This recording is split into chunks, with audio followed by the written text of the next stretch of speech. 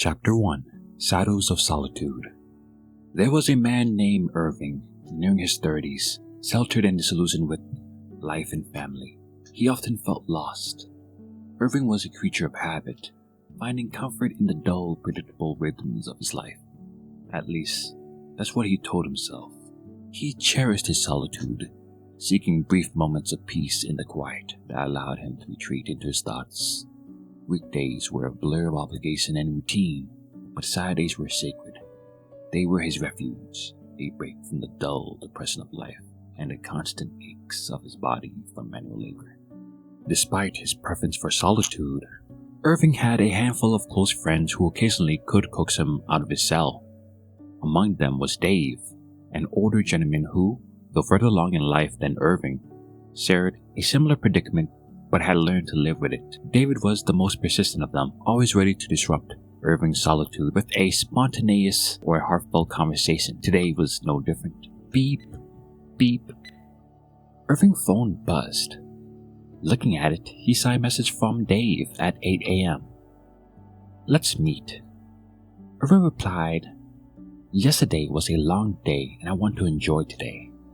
Almost as if he could read his mind, Dave replied, "You've got to come. It's a great day and you shouldn't waste it. It's not like we're going to spend the whole Saturday outside. Besides, I know you've got nothing better to do." The nerve of this guy, Irving thought, but he sighed as he prepared to leave the comfort of his home. The promise of a quiet day had been interrupted by Dave's invitation, but Irving couldn't bring himself to refuse. I really need to stop doing this. It's a sad day.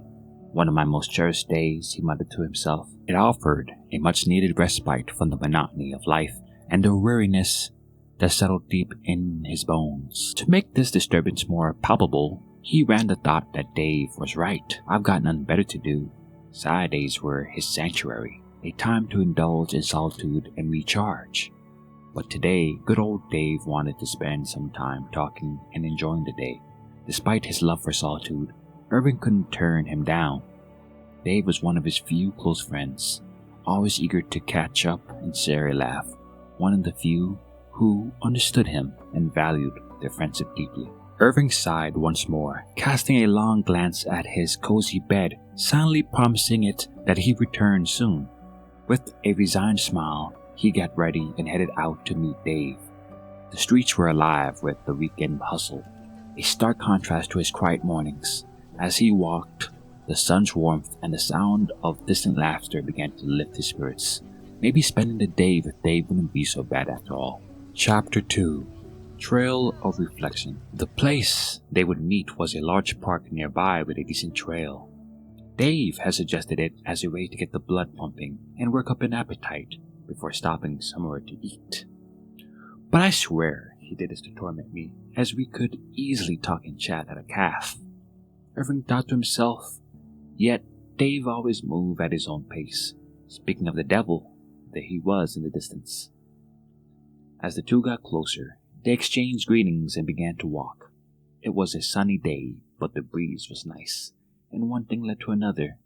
Soon enough, their conversation turned to that about life. There was once a time when I once believed, but I had forgotten what it meant to live. I saw the world not as it was, but through the dreams given to me. Dreams drilled into my head. These dreams were one I was told to attain if I just put my heart into it, shaping the world into something more than it seemed. It was like fire. The more fuel that was thrown into it, the more it burned, and the more it burned, the more warmth it gave off, as I ignored the destruction it left in its wake. Oh, the great fire. It's what dragged the primitive man out of the dark, offering light. A light that led men and women alike, like me, astray to what feels like bugs to a light trap, false hope.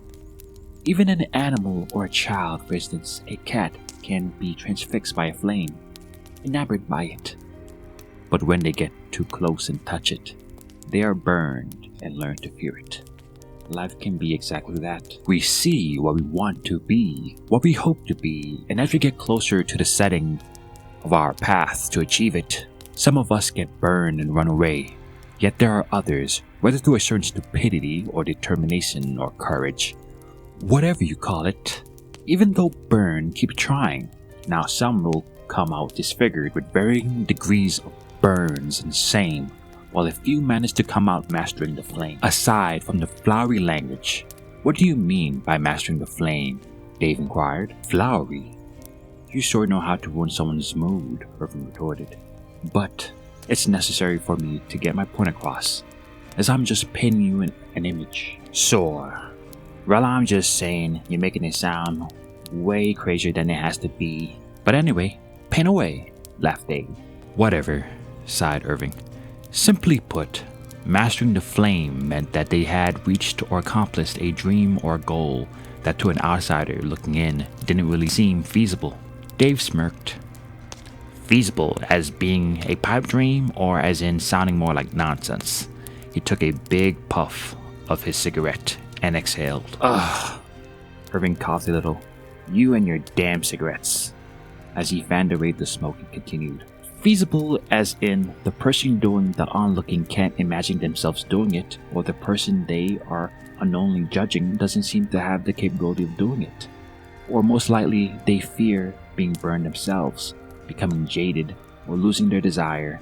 They find flaws, or better yet, they see the flame as nothing but that, a fire, and risk that the person or friend would wake up to reality too. Something that just devours and consumes, always hungry, always needing to be maintained or fed. All it takes is for something to go wrong, or enough time to pass by, and it all goes up in smokes, with nothing left to sow but ashes. Nobody, especially a friend, would want the person they care about to end up hurt and disappointed if they could help it. Though I refer to it as a flame, it could easily be described to be like walking through the snow in negative 40 degrees Fahrenheit weather. As we walk through that blizzard, our thin clothes feel inadequate. We keep walking towards an unknown destination, and before we know it, we're half frozen with frostbite and the damage is done. And at the end of it, when we decide to stop, all we can say is, if only I had taken care, or something like, if only I had known. Sorry to interrupt, but who'd walk out in cold weather without adequate clothing? But I get what you're saying. Is it that you believe you didn't live because you failed? Well, it's not that I didn't live because I failed. It's just that as we go through failure after failure in life, we end up where we believe we shouldn't have ended up. Self-defeat sets in, and not long after we tell ourselves that this is the best we can do, or worse, that this is us. But you know what? That isn't necessarily true, depending on the person. Because you can say that many of the things we receive in life are the result of what we have done, or not done, or even something uncontrollable like a roll of the dice, or the general makeup of who you are as a person. Let's go further. If you live your life in mediocrity, how can you expect it to be anything but mediocre? If you tell yourself that you can't do this and can't do that, don't be surprised when you can't do it. Imagine this. Imagine if a lion told himself that despite being capable and hungry, he should give up on that gazelle because it is so fast and slippery, and no matter what it does, he can't catch it. Or if he thought to himself to forget about that damn leopard that keeps antagonizing him and his cubs because it keeps escaping into the trees. If the lion does nothing and tells himself he can't do anything about these things, he'll starve. One day, away in his area,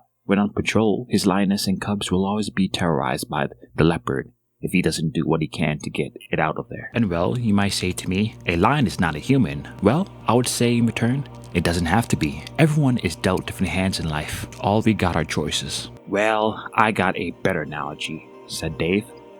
Well, let's hear it, said Irving. Gladly. In life, you know, the funny thing about poker is that if you don't have a good hand, you can always fold and try again another time until you're out. Or if you have a bad hand, you can try to bluff your way through. It's what we might call selling yourself. You take what you have, which might not be the best, and take a chance, said Dave. You make it sound so easy, Dave, said Irving, while looking pensive. I'm similar to those guys who say a lot of things. For example, I'm not entirely convinced about all of that. They seem similar to those who passionately advocate for fairness and equality, who they themselves may be grappling with their own internal struggles. It's as if they're trying to convince themselves of a truth that they haven't fully embraced. Those who raise their voices for these things are often the ones wrestling with personal challenges. If they were truly content with their circumstances, they might not feel the need to advocate so fervently, concluded Irving. Or maybe not even care in the first place. Spoken like a true pessimist, said Dave. I'd rather think of myself as a realist, replied Irving. We all think we are something we're not, Dave chuckled. Are you insinuating something? Irving glanced at Dave. Not at all, Dave smiled. Ha ha ha. Laugh it up, Irving chuckled. I'm just saying, Dave replied.